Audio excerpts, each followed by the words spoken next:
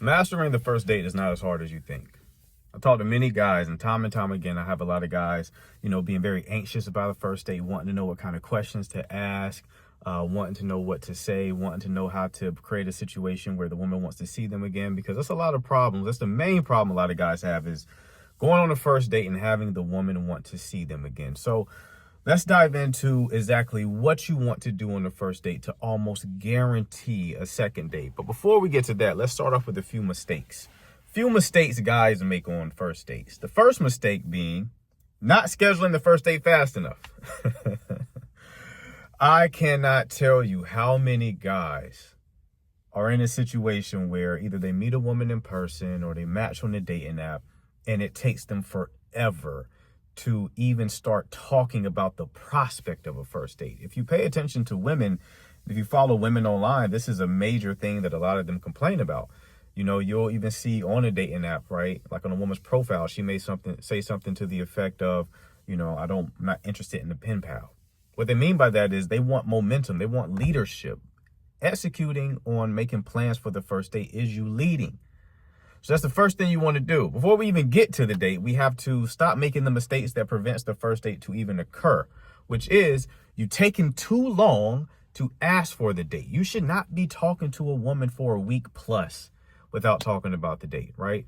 In fact, especially in the dating app context, you should be soft closing the date, meaning presenting the general idea of seeing each other within the first 6 or so messages. You got to do that fast. Once you establish a bit of rapport, once you flirt a little bit, give spark and safety, as I've described on previous videos, you want to start planting the seeds for the date. Okay, that shouldn't take days. That should take a day, maybe 2 max before you get to that point, assuming you all are responding to each other with a degree of urgency. Okay, so let's assume you got the date. What are some mistakes guys make? The first mistake is they simply ask a whole bunch of questions. Understand, women are feeling creatures. If you want to oversimplify game, if there's only one thing you want to focus on when it comes to game, is that women are feeling focused. When you are asking a bunch of questions, she doesn't feel anything. Okay? So you have to stop asking a ton of questions, especially if you don't care about the answer.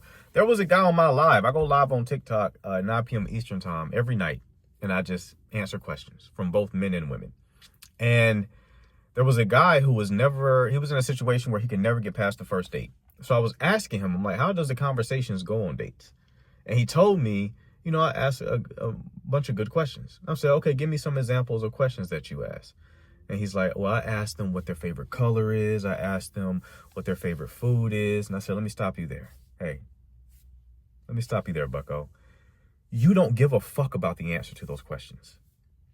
If you're meeting a woman for the first time, you do not care what her favorite color is.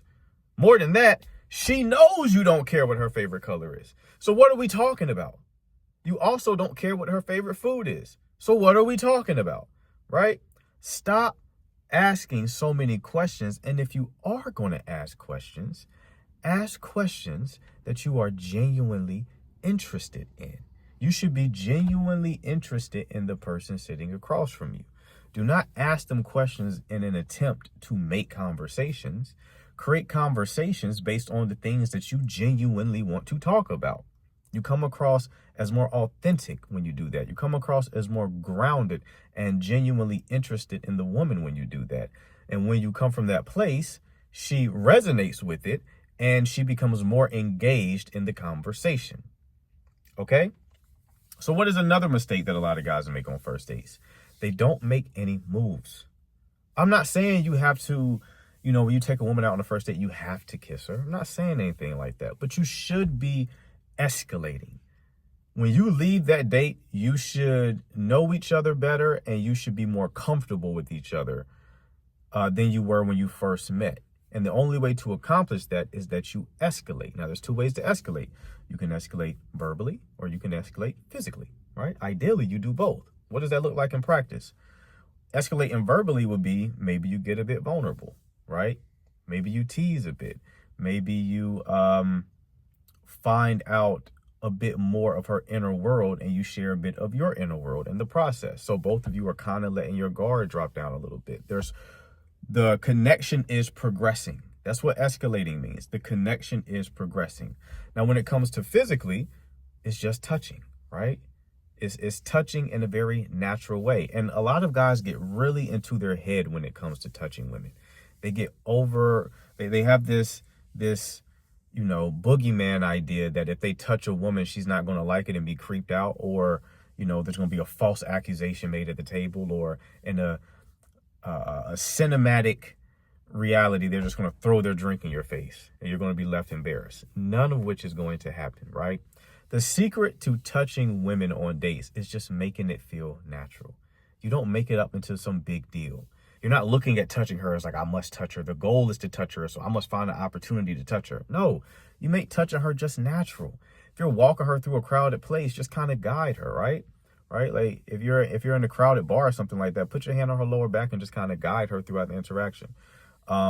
If you got her laughing and joking, right? Maybe if you're sitting in proximity to one another, close proximity, maybe you can like just touch her arm or something while you're laughing at her, right? It's just make it natural. If you make it natural, it's going to feel natural. If you make it into a big deal, if you're like kind of hesitating or like very timidly touching them, it's going to feel awkward. You got to do it in a natural way, right? And the way to do it in a natural way is to do it when you want to do it. Does that make sense? I always tell guys that you have to listen to your instincts. A big mistake that a lot of guys make with women in general is that they hesitate. They have an instinctual desire. Their instincts want to do something. Their instincts want to kiss her. Their instincts want to touch her. And then they override that very natural instinct by overanalyzing and overthinking. That is the mistake. Be in tune, be in touch with your natural inclinations. That is your intuition. That is your gut intelligence, which is a lot more intelligent than your rational mind, especially when it comes to matters of the heart and situations with romantic contest. Okay, so you want to stop asking so many questions, or at least ask better questions. You want to touch them on the date, and you want to be more intentional about the conversational threads that you choose. This is a big one. This is a real big one. The conversational threads that you choose, meaning the things that you decide to talk about, is going to color the interaction either in a positive way or a negative way. I'll give you an example.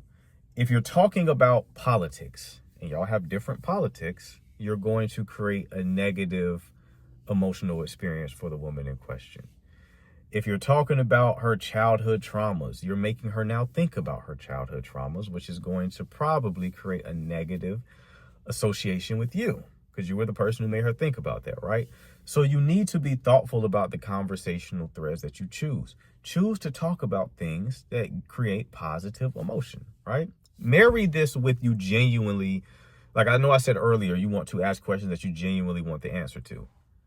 You want to marry that idea with this one. So talk about things that you genuinely are interested in that also create more of a positive experience. So instead of asking about like a childhood trauma, ask about what her happiest memory is. Now she's thinking of her happiest memory. That memory is triggering happiness within her, right? And then that creates the scenario when she's associating you with that positive memory. She's associating you with that positive feeling that she has, okay? Because ultimately, let's get real practical here. Ultimately, there are two things that you want to do on the first date. There are two things that you need to accomplish. And if you accomplish these two things, you are damn near guaranteed to see her again. Those two things are, you want to make her feel something, and you want to make her feel seen and understood. I'm going to repeat that. You want to make her feel something, aka make her feel sensations in her body, and you also want to make her feel seen and understood. What does that mean practically? The reason why you don't want to ask a bunch of questions is because when you ask a bunch of questions, to answer a question is it's a harder process than to ask the question. So it's easier to ask a question than it is to answer a question. So when you're asking a woman a question, you're making her do a lot of mental work. And when she's doing a lot of mental work, her energy is in her head and it's not in her body. Okay? Her energy is in her head and it's not in her body. But this is what you want to be activated, not this. Okay? Because when this is activated, they perceive that as that magical spark that women talk about all the time. You hear time and time again, women go out with men and they have a good time. Like, they have stimulating conversation and all that kind of stuff. But then they still send that text at the end of the date saying, I just didn't feel a spark. I didn't feel a connection. That's womanese for saying, you didn't get me in here. If you get her in here, if you get her in her body, she's going to feel that spark, right? So what are some ways to make her feel that spark? I'll tell you. Making moves is a way to get her to feel that spark. Making physical contact is a way to get her to feel that spark. Making her laugh is a way to get her in her body. Laughter is a very somatic expression, right? So it's like laughing gets the woman in her body. A big one is making lingering eye contact and allowing silence to exist. Real G's know this. Make lingering eye contact and allow silence to exist. This is a big one. I want to double click on it for this reason. When you do that, you increase tension, sexual tension. When you do what I am describing, you're going to feel very nervous in your body. That's that tension that you're feeling. She's going to feel that same tension, but to her, it's arousing. She's feeling the same sensations that you're feeling, but to her, the experience of it is arousal, especially if you do this after you spent a good amount of time laughing, joking, playfully teasing her, right? Showing her genuine interest. An hour or so into the date, if you do this, you're good. You're good. You're golden. You're in there. I promise you. Okay. So these are ways to get her in her body. Now, second part, she needs to feel seen and understood. How do you make her feel seen and understood? Well, part of that is you ask good questions. But more than that, you're looking at the subtext and the patterns of her answer, right? So when a woman is responding to your questions, you're looking beneath her answer and then saying, what must that say about her? Oh, you seem like this type of person. You're validating her experience. You're seeing her inner world. And then you're vocalizing that. Right? You can ask why questions. I tell guys that a lot of them are focused on asking a breadth of questions when really you want depth. Here's an example. Let's say you ask a woman what she does for work and she's like, oh, I'm a nurse. Most guys will be like, oh, nice, cool. I've known nurses before. And then they go to a different subject. What you want to do is ask why she became a nurse. You want the depth. You want the inner motivations, the past experiences that led her to this decision. When you unlock the inner motivations and you create that depth, now you're peering through the veil and accessing her inner world. And when you communicate that you understand that you understand her motivations, and better than that, they align with yours, now she feels a connection. Now she feels seen. Now she feels understood. And when you pair both of those things together, you make the woman feel something, and you make her feel seen and understood, you separate yourself from the vast majority of men trying to get her attention. Because understand this, guys, most guys only do one of these two things. You have guys who are really good with getting women in their body, but they don't make them feel seen and understood. So those guys may be attractive. The woman may even sleep with them, right? But she may break it off at some point. Then you have guys who make the woman feel seen and understood, but the woman doesn't feel anything. These are guys that a woman may give 1 to 3 dates to, but ultimately she's going to end it, right? And then she probably won't even sleep with them because she's not feeling aroused. She's not in her body. He's just a friend. So these are guys who get friend zoned. These are the nice guys, right? But when you can do both of those things, when you can do both, you become the type of man who can imprint on a woman. Meaning, you become the type of man who, in a sense, alpha widows women, right? You're the man who they can't forget. You're the man they can't shake. It doesn't mean that things are going to magically work out because relational issues are a bit complicated, but it does mean you give yourself the best odds of that occurring. So again, make her feel seen and understood and put her in her body. And if you need help with that, because there's a lot more to unpack here, just this video alone should give you a bit of a deeper understanding and nuance on how to be successful with the first date and make sure that your first dates become successful. But if you want a deeper unpacking of that, I just launched a course called the Retainment Blueprint. This course is the full life cycle when it comes to dealing with women, all the way from the initial conversation, right? So guys who struggle with talking to women, you'll learn how to do that. And we cover every single aspect of dealing with women, all the way up to being in a relationship and making sure the relationship stands the test of time. So no matter where you are in your journey, whether you're a beginner, whether you're intermediate, whether you're advanced, you're going to learn something from this course. You're going to learn what your sticking point is, because if you've been dealing with women for some time, you know that there's always a new problem. There's always a new issue, right? If you can't get the first date, you solve that problem. Now you can get the first date. Now, how do you get the second?